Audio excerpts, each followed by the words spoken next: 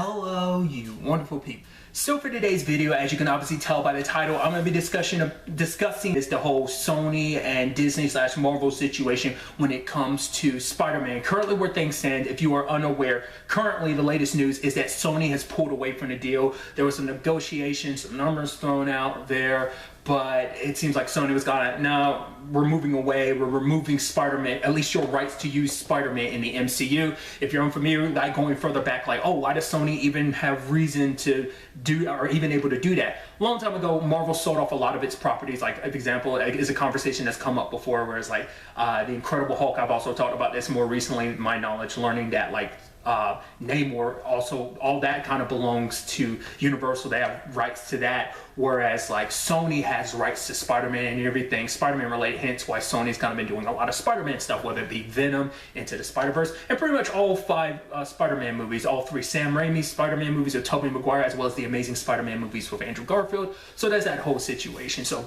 currently where things stand, and I'm also going to bring this up at the top of the video, things could change. Literally, this is going up tomorrow, but the fact of the matter is so much could happen in between then and now. Hell, for all I know, within the next hour or 2 after I record this video might not even matter in that context of the conversation. But that's not why I'm making this video, just to be like, oh, who's right and who's wrong. I'm just talking about it from the perspective of, you know, as a fan, but also finding the whole situation very fascinating. I mean, like, I've heard so many interesting discussions about this, and it's not, you know, it's not just like the whole thing of like, oh, who's to blame, whatever. Like I said, I'm not here to even discuss that, but for me, it's like the whole conversation of what will you do with Spider-Man if you remove him from the MCU? Because where things currently stand, especially after Far From Home's ending is rooted into the MCU, because Tom Holland's Spider-Man is rooted into the MCU. He has so many ties and so many connections to the MCU. A great example would be his connection to Tony. That's literally the basis around the most recent Spider-Man movie, which is also fascinating when you actually think about it. It's funny because Far From Home is still in theaters when this whole discussion is going down. I mean, why wouldn't it be? But it's just funny to me. I feel like this conversation would go down after, you know, even more distance, but I guess it's like, well, the conversation is coming up again because let's not forget, like, Spider-Man Far From Home made over $1 billion.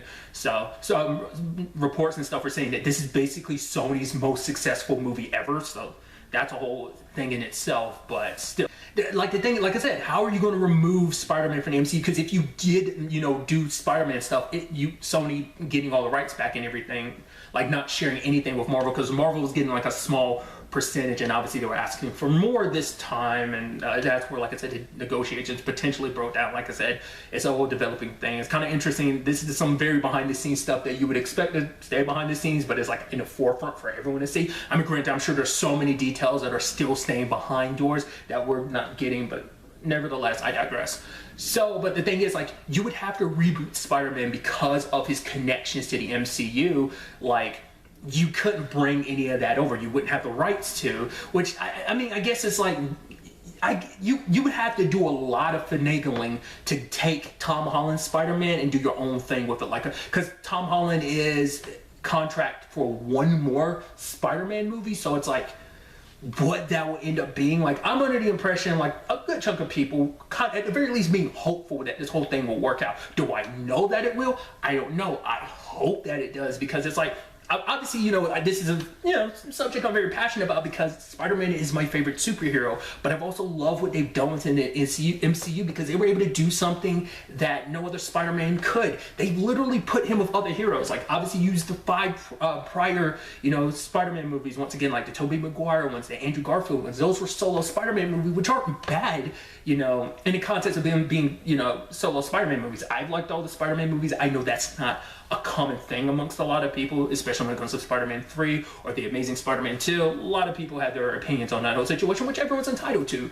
But I'm someone, you know, I'm always excited for Spidey, no matter what the circumstances may be. But the beauty of the MCU is, like, we made it so that Spider-Man is in the MCU, kicking it with other superheroes. Because I feel like Spider-Man fills that role very nicely. I mean, maybe that's true to him in the comic books, because they make a lot of content out of it, like, at least, you know, TV show wise, like cartoons and stuff. Like he kicks it with a lot of other superheroes, crosses paths with a lot of heroes. Like in the 90s cartoon, he crossed paths with the X-Men, Daredevil, Blade, just to name a few. Like a great example of that also would be the most recent, like Ultimate Spider-Man. That's where I saw him cross paths with Cloak and Dagger, Iron Fist, Power Man, Nova, the Guardians, White Tiger. Like that's another example of like, man, look at him interact with all these other characters. And I think that's the beauty of Spider-Man. I feel like he can meld very nicely with all these other different Marvel characters, where others maybe it might clash. Once again, I'm not talking from some like Marvel expert standpoint, but it's just from what I've experienced so far.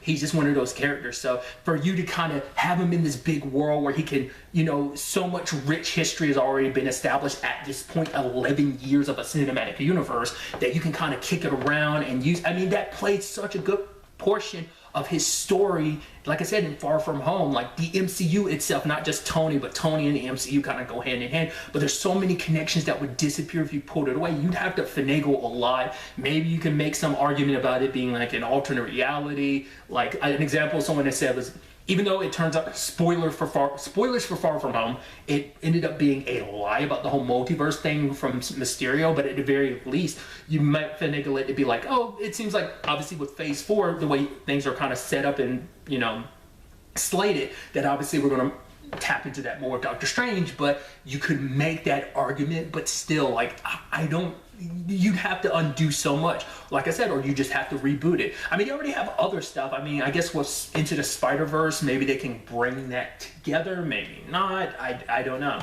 I'm also curious, like, from what I've heard from people discussing, the conversation hasn't come up yet, but I'm curious what this would mean for Venom 2. I mean, because obviously, you know, news has come out about Andy Serkis and other people kind of getting involved in this, but then it's also like, what would that mean with Spider? I mean, that means you could definitely get a Spider-Man in a Venom movie at that point, but I'm wondering, I mean, that would be something that'd be interesting, because they probably have to work around like, oh, because that probably put a wrench in some of their ideas. Doesn't wait. So do we have Spider-Man? Do we not? Like I said, this is like a long conversation all on its own, because it's like nothing's 100% set in stone. Like I said, Sony's walked away for now, but who's to say like, hey, everyone doesn't come back to the table and works everything out. But you know, like I said, it's a forever evolving situation, but like conversation wise, I just think it's fascinating. I want to say it was John Roca on Collider Movie Talk yesterday. He brought up something I didn't even think about. Well, while this is all going down between Sony and Disney,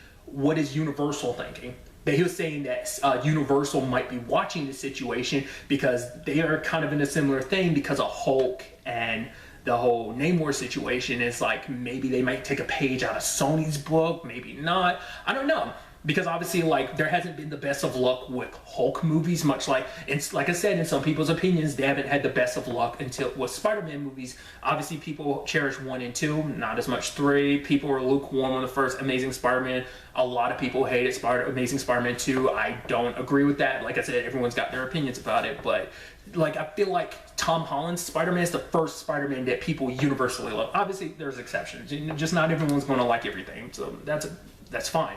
So I don't know, like it's a situation where everyone keeps saying it's mutually beneficial that this relationship keeps going, because it's very beneficial for Sony and it's very beneficial for Marvel, considering the fact is, Marvel / Disney, because it seems like they were going to start catapulting potentially, you know, Spider-Man to be kind of like their flagship character. I mean, he is, I think the argument has been made that he's literally the most popular Marvel character. Like currently standing, probably Iron Man, but that's probably just MCU wise. Comic book wise, it's always been Spider-Man. He's the one that's gotten the most cartoons. He's the one that's probably gotten these different runs in the comic books. He's the one that's gotten many different video games. Not a lot of superheroes can say that. Like only other superhero you can say that about is Batman, and obviously that's a completely different universe. But you get what I'm trying to come across in this whole situation. So, and like I said, especially the way Far From Home ends. Spoilers for Far From Home's ending.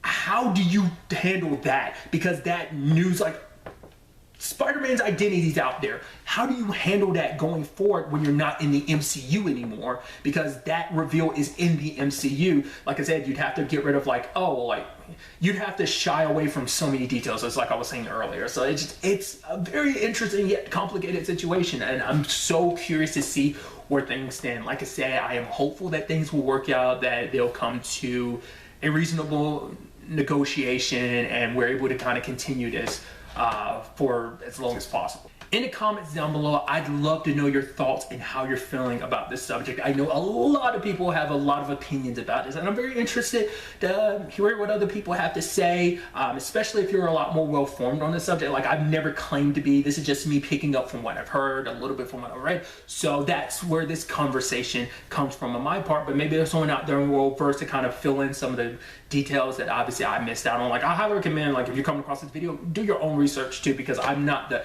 know-it-all guy when it comes to these circumstances. Like I said, I'm just picking up what I've heard, like, third hand from other people, second hand. You get what I'm trying to say. Like I said, I just love to have a discussion about this in the comments down below. Earlier, that's all I'm going to talk about. So the next time we meet, be happy, be safe, live life to the fullest, and enjoy it. Good day and goodbye.